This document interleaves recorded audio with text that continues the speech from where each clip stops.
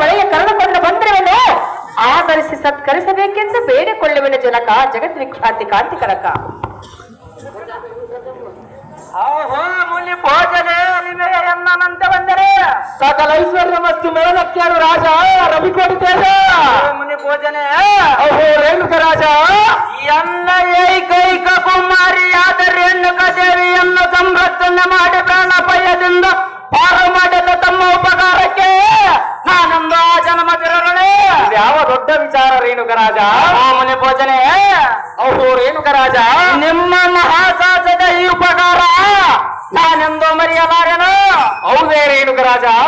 ದೇವಿ ವರ ಪ್ರಸಾದದಿಂದ ಜನಿಸಿದ ಎನ್ನ ಪ್ರೀತಿಯ ಸುದ್ದಿಯಾದ ರೇಣುಕ ಮೊದಲು ಪೂಜರ ಪಾಠಕ್ಕೆ ಬಂದಿಸೋ ಪ್ರಸಾದಕ್ಕೆ ವ್ಯವಸ್ಥೆ ಮಾಡು ಮಗಳೇ ರೇಣುಕ. ಹಾಗಾದ್ರೆ ನೀ ಎಲ್ಲಿಗೆ ಹೋಗುವೆ? ನಾನು ನಮ್ಮ ರಾಜ್ಯದ ದೇವರಾದ ಶ್ರೀ ಬಲ್ಲೂರೇಶ್ವರ ದೇವಸ್ಥಾನಕ್ಕೆ ಭೋಜ ದರ್ಶನವನ್ನು ಪಡೆದುಕೊಂಡು ಬರುವನು ಮಗಳೇ. ತಂದೆ